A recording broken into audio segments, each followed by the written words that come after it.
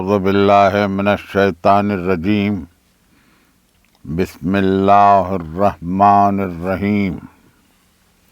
عزیزان گرامی، تقاریر کا سلسلہ اب اختتام کے قریب آ پہنچا ہے۔ آپ 27ویں رمضان تک پہنچ چکے ہیں۔ رخصت رمضان میں بس اب 2 ہی دن باقی رہ گئے ہیں۔ اللہ آپ کو عید کی خوشیاں مبارک کرے۔ میں آپ کی خدمت میں گزشتہ تقریر میں یہ عرض کر رہا تھا کہ انسان کے لیے 2 مرحلے اس کے بہت اہم ہیں۔ ایک حفاظت ذات، ایک تکمیل ذات۔ پہلے اپنے آپ کی حفاظت کرے، اپنے وجود کی حفاظت کرے، اپنی زندگی کی حفاظت کرے۔ اسی کو صیانت ذات بھی کہتے ہیں۔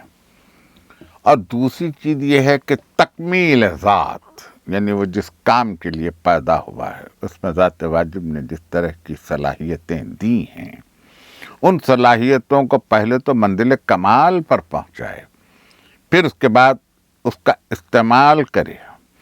پہلی بات تو یہ ہے کہ زندگی کا مقصد عبادت الہی ہے۔ عبادت الہی سے یہ مراد نہیں ہے کہ ہم کسی مخصوص واجبات ہی کا ذکر کریں۔ عبادت الہی سے مطلب یہ نہیں ہے کہ کہیں صحراؤں میں جا کے بیٹھ جائے، کہیں تنہائیوں میں جا کے بیٹھ جائے اور پھر اس کے بعد شب و روز وہ عبادت کرتا رہے، تسبیح کرتا رہے۔ میں یہ نہیں عرض کر رہا ہوں۔ زندگی کا ہر وہ شریفانہ فعل جس میں اخلاق ہی اخلاق ہوں، عبادت کے زمرے میں ہے۔ آپ نے کسی مریض کی عیادت کر لی، عبادت کے درجے میں آ گیا، اخلاق نے وہاں پہنچایا آپ کو۔ آپ نے سرد موسم میں اپنے بچوں کو لحاف اڑا دیا، آپ نے کسی بھوکے کو کھانا کھلا دیا، کسی ضرورت مند کی ضرورت پوری کر دی، کسی کمزور کو سہارا دے دیا، کسی کو راستہ ضعیف کو پار کروا دیا۔ ایسی ہزارہا چیزیں ہیں جو زندگی میں ہم عموماً کرتے ہی رہتے ہیں۔ ہر انسان جس کے پاس اخلاق ہو وہ یہ کام کرتا ہی رہتا ہے، لیکن حکماء نے یہ کہا ہے کہ انسان کی بہترین صفت اخلاق، اس لفظ پر بہت زور دیا ہے، بہت زور دیا ہے۔ میں آگے چلوں گا تو یہ جملہ بھی عرض کروں گا، لیکن فی الوقت اتنا کہ جب ان سے پوچھا گیا کہ اخلاق کیا ہیں تو انہوں نے اس کی 4 قسمیں بتائیں۔ ایک عفت، ایک شجاعت، ایک عدالت اور چوتھی حکمت۔ گزشتہ تقریر میں آپ کی خدمت میں عدل کی تعریف کر رہا تھا۔ احتیاط کا یہ تقاضا ہے کہ وہ لوگ جنہوں نے میری گزشتہ تقریر نہیں ملاحظہ فرمائی ہے، میں ان کے لیے ان 4 خصوصیات کو ذرا سرسری سا 2 جملوں میں بیان کر دوں تاکہ آپ بھی مسلسل ہو جائیں اس سے۔ عفت یعنی اس کے معنی یہ ہیں کہ انسان اپنے آپ کو شریفانہ تیور میں رکھے۔ عفت جہاں گناہ سے گریز کرے، یہ عفت، گناہ سے گریز کرے، گناہ کبیرہ کا مرتکب نہ ہو، گناہ صغیرہ پہ اصرار نہ کرے، تو یہ عفت کی ایک صورت ہے۔ اس کی اور بھی قسمیں ہیں لیکن میری تقریر کا موضوع عفت نہیں ہے، میں آگے بڑھنا چاہتا ہوں۔ دوسری قسم ہے شجاعت۔ شجاعت یہ ہے کہ جہاں حق ہے وہاں زبان بولنے سے نہ رکے،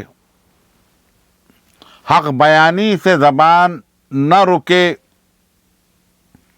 اور جہاں خاموش رہنا ہے وہاں بے ضرورت نہ بولے، اپنے آپ کو سینہ سے پر رکھے، کیسے سے کیسا ظلم ہو انگیز کرے، صبر کرے۔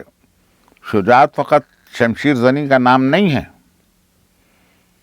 شجاع وہ ہوتا ہے جس میں صبر زیادہ ہوتا ہے، جو جتنا بڑا صابر ہوتا ہے اتنا ہی بڑا شجاع بھی ہوتا ہے۔ اسی لیے ہم نے تاریخ کے صفحات میں یہ بات دیکھی کہ ظالم کے پاس بھی تلوار ہے اور مظلوم اس کو انگیز کر رہا ہے، شجاع ہے، لیکن مقصد اس کا، مظلوم کا مقصد کچھ اور ہے۔ ظالم وقتی طور پر ظلم کر رہا ہے اور مظلوم یہ چاہتا ہے کہ وہ صبر کرے تاکہ ظالم کا ظلم فنا ہو جائے اور وہ صبر سے فتح پا لے۔ شجاعت کا یہ ایک طریقہ ہے۔ ایک طریقہ یہ بھی ہے کہ گردن پہ تلوار ہو اور شجاع سجدہ بے اختیار کرے۔ شاید اسی بات کا تذکرہ میر تقی میر نے بھی کیا کہ میر نے اس انداز سے کہا کہ زیر شمشیر ستم میر تڑپنا کیسا، سر بھی تسلیم محبت میں ہلایا نہ گیا۔ یہ بھی ایک انداز ہے، یہ بھی ایک تیور ہیں، یہ بھی شجاعت کا ایک طور طریقہ ہے۔ شجاعت یہ ہے کہ فرار نہ حاصل کیا جائے، ثابت قدمی ہو، یہ ہے شجاعت۔ تیسری قسم تھی عدالت۔ اسی کے تذکرے پہ میں وہاں رکا تھا، احتیاطاً پھر یہ کر دوں میں کہ جب کبھی آپ کسی صفت کو پہچاننا چاہیں تو اس کی ضد کو پہچانیے۔ نور کو پہچاننا چاہیں، نور کی تعریف کرنا چاہیں تو اس کی سادہ سی تعریف ہے، جہاں ظلمت نہ ہو وہ نور ہے۔ عدل کے معنی فقط انصاف نہیں ہے، عدل کے معنی شے کو اس کے مقام صحیح پہ رکھنا عدل ہے، اس کے مقام صحیح سے ہٹانا، ہٹانے کی کوشش کرنا، ہٹانے والے کا ساتھ دینا، ہٹانے والے کی نصرت کرنا، یہ سب کا سب ظلم ہے۔ عدل کی ضد ظلم ہے، عدل کی ضد ناانصافی نہیں ہے۔ یہ ہم نے اردو میں انصاف کے ضد ناانصافی کر لی ہے، لیکن جہاں آپ عدل کے معنی انصاف لے رہے ہیں تو عدل کے حقیقی معنی یہ ہے کہ کسی چیز کو اس کے مقام صحیح پر رکھنا عدل ہے۔ آپ اس تعریف کے پیش نظر دیکھیں تو آپ کو پتہ یہ چلے گا کہ عدل اور چیز ہے، جہاں ظلم نہ ہو وہ عدل ہے، اور جہاں شے کو اس کے مقام صحیح سے ہٹانے کی کوشش کی جائے، ارادہ کیا جائے، ہٹانے کا عہد کیا جائے، ہٹایا جائے، ہٹانے والے کا ساتھ دیا جائے، ہٹانے والے کی نصرت کی جائے، ہٹانے والے کی تعریف کی جائے، ہٹانے والے کو اس کے عیب کو چھپایا جائے، یہ سب کا سب ظلم ہے، ظلم کی تعریف میں۔ اور اگر اس کے بالکل برعکس آپ آئیں تو عدل کے بعد ظلم کی کچھ اور شرح سن لیجئے تاکہ آپ کو عدل کی صورت گری پوری طرح سے واضح ہو جائے۔ ظلم کی 4 اقسام ہیں۔ ابھی میں آخری صفت اس کی جو حکمت ہے وہاں پہنچا نہیں ہوں، میں چاہتا ہوں کہ یہ منزل طے کر لوں۔ ظلم کی 4 اقسام ہیں۔ ظلم کی پہلی قسم ہے اسراف،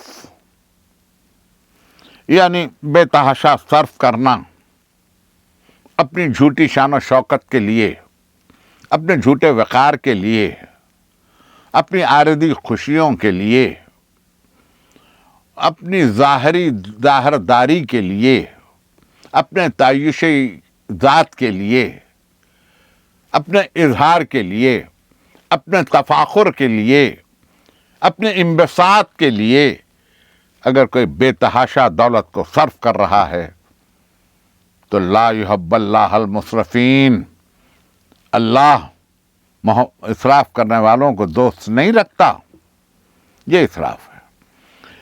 میں انتہا کہوں اسراف کی کہ جتنی ضرورت ہو اتنا ہی پانی استعمال کیا جانا چاہیے۔ نل کو کھلا چھوڑ دینا، پانی کو ضائع کر دینا، یہ بھی اسراف کی تعریف پہ ہے، اس لیے کہ جب ضرورت نہ ہو اس کو ضائع کیا جا رہا ہے، جس کا کوئی استعمال نہیں ہے اس کو ضائع کیا جا رہا ہے۔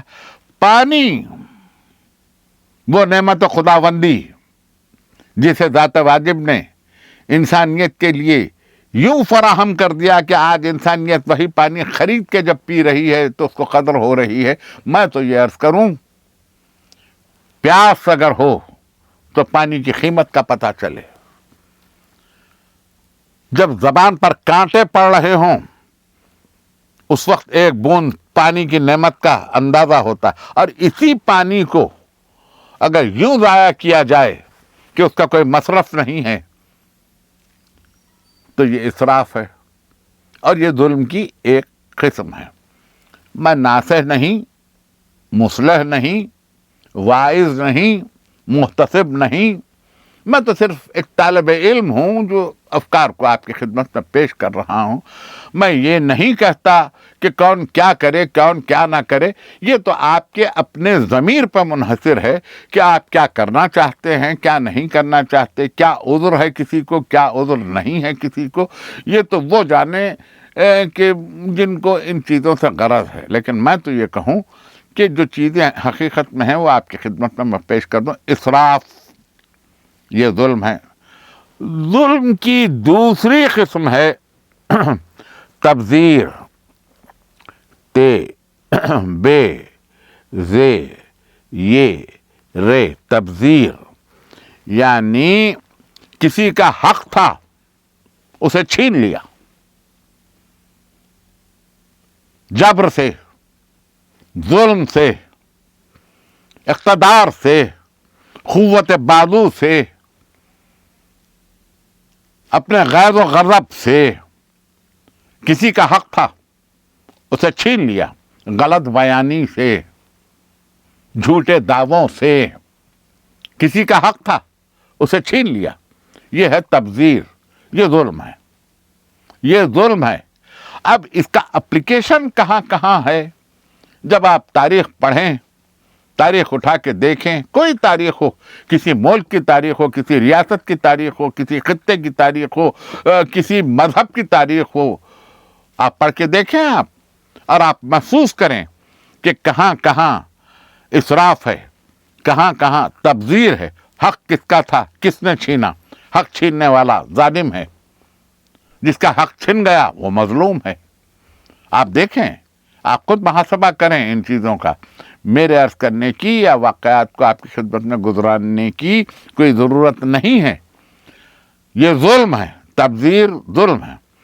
ظلم کی تیسری قسم ہے طغیان، توئے، غین، یہ الف نون، طغیان۔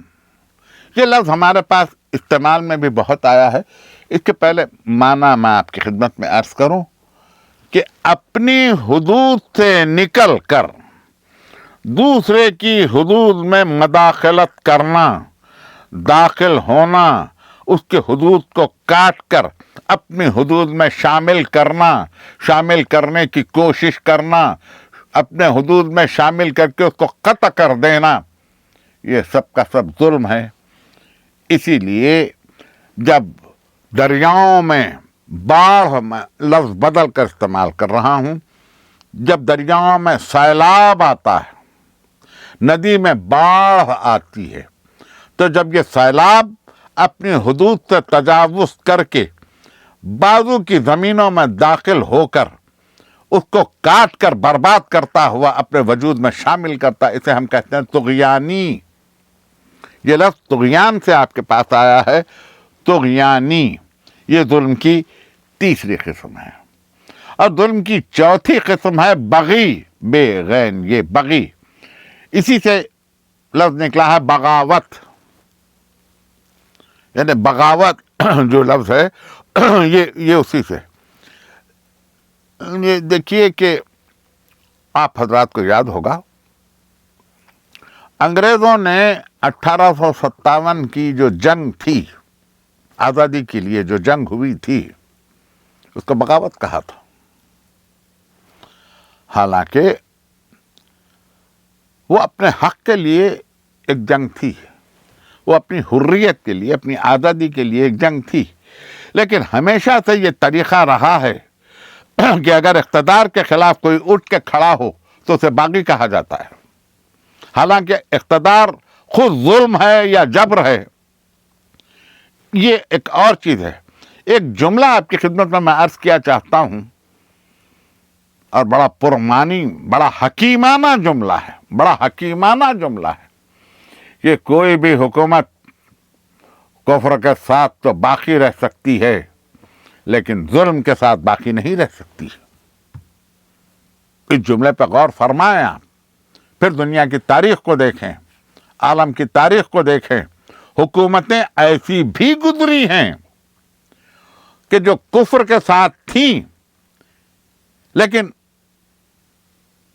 जुल्म के साथ नहीं थी। उन्होंने जुल्म नहीं किया, ऐसे कई लोग गुजरे हैं। मैं अब कहाँ तक गिनवाता जाऊं, आपके सामने नाम है, नौशेरवान आदिल है और बहुत सारे नाम हैं। मैं इस वक्त उस बहस में नहीं पढ़ना चाहता। बहुत से नाम हैं तारीख में कि जिन बादशाहों ने, वो उनकी जिंदगी कुफ्र पर थी, लेकिन उन्होंने जुल्म नहीं किया। हुकूमतें कुफ्र के साथ तो रह जाती हैं, लेकिन जुल्म के साथ बाकी नहीं रह जाती।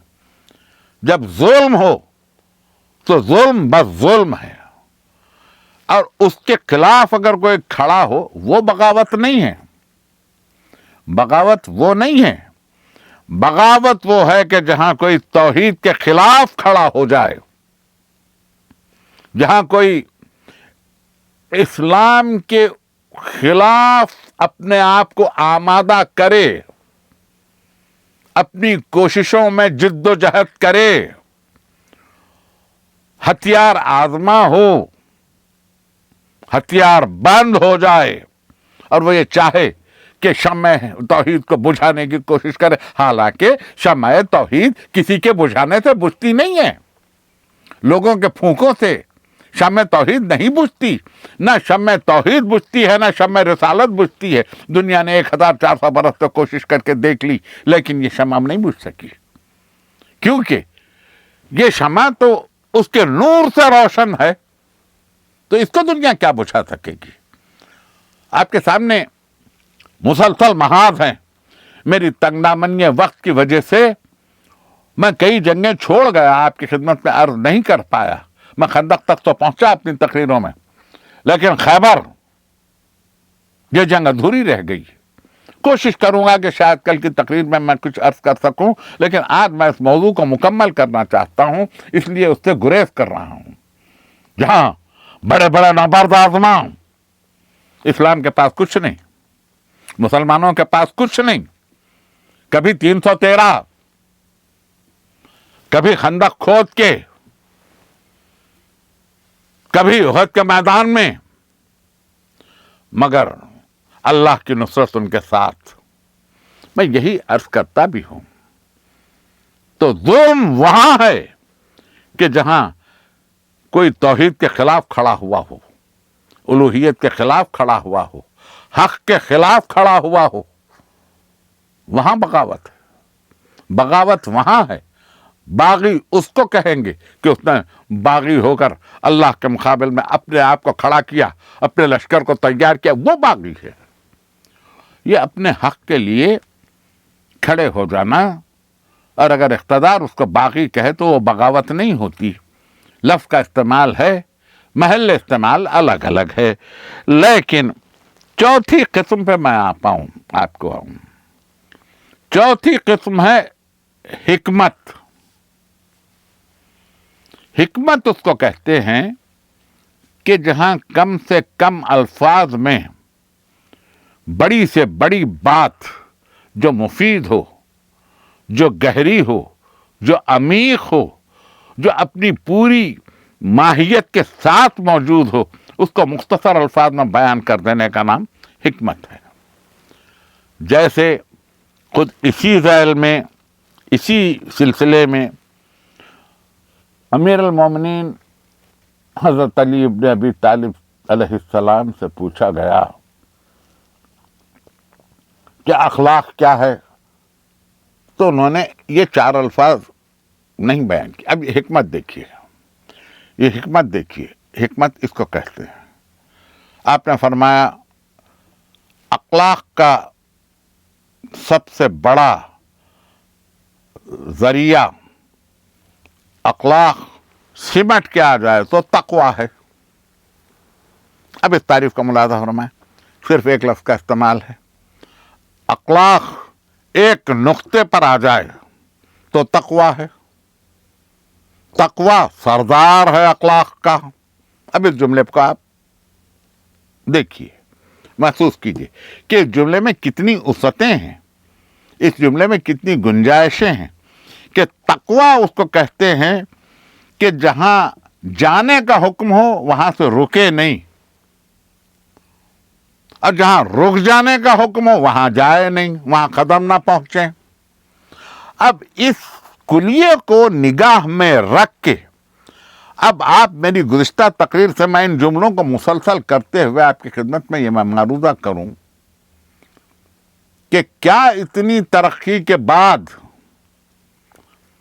کیا اس سائنسی ترقی کے بعد، کیا ان ایجادات اثریہ کے بعد، کیا ان کلیات کی پیشکشی کے بعد، کیا ان مفکرین کے افکار کے بعد، کیا ان دانشوروں کی فہم و دانش کے بعد، کیا ان فلسفیوں کے فلسفوں کے اشاعتوں کے بعد، کیا حکیموں کے حکیمانہ جملوں کے بعد، کیا دنیا کی پوری افکار کے اثرات کے بعد میں یہ پوچھنا چاہتا ہوں کہ جس چیز کو اسلام نے نجس قرار دیا، کیا کوئی اس کو آج تک پاک قرار دے سکا؟ اور جس چیز کو اسلام نے پاک قرار دیا، کوئی اس میں کوئی نجاست کا پہلو تلاش کر سکا؟ جس چیز کو اسلام نے حرام قرار دیا، کیا اس میں موجودہ تحقیقات نے انسانیت کے لیے کوئی مفید پہلو تلاش کر لیا؟ کیا جس چیز کو مفید قرار دیا اس میں آج کی ترقی نے کوئی مضر پہلو تلاش کیا ہے؟ کیا حلال سرکار رسالت مآب کو آج تک کوئی حرام کر سکنے کی قوت پیدا کر سکا؟ کوئی مفید پہلو اس میں تلاش کر سکا؟ کوئی انسان کے لیے اس میں افادے کی صورت پیدا ہو سکی؟ جس کو سرکار رسالت نے کہہ دیا حرام، تو اس میں کیا کوئی فائدہ مند پہلو نکل آیا؟ کوئی پہلو نکل آیا؟ جس کو سرکار رسالت نے حرام کیا اس میں کوئی افادہ نہیں، جس میں حلال کیا اس میں کوئی نقصان نہیں۔ یہ آج کی بات میں نہیں کہہ رہا ہوں، کوشش کرے زمانہ، ندائے عام ہے یاران معترف کے لیے، کوشش کرے نقطہ داں اصحاب کے لیے، صلاح عام ہے یاران نقطہ داں کے لیے، کوشش کرے کہ اس میں کوئی چیز نکال سکے۔ اس لیے کہ یہ زمینی مذہب یوں نہیں ہے کہ کسی انسان نے اس کو مذہب بنا دیا، یہ کوئی بائبل نہیں ہے کہ جہاں اصلی حالت میں موجود نہ ہو اور پاپا یہ کہے کہ تحقیق کرنا حرام ہے، ترقی کی راہوں میں یوں جانا حرام ہے۔ نہیں، یہ اولڈ ٹیسٹمنٹ نہیں ہے، تورات نہیں ہے کہ جو اپنی صورت میں نہیں ہے، اصلی حالت میں نہیں ہے، یہ وہ نہیں، یہ قرآن ہے، یہ قرآن ہے۔ اس میں ہر خشک و تر ہے، محرومی ہم میں ہے، کمی ہم میں ہے کہ ہم نے اس علم میں جستجو نہیں کی، ہم نے ان ہستیوں کی طرف اپنا رخ حیات نہیں موڑا کہ جن ہستیوں کے پاس علم کتاب تھا۔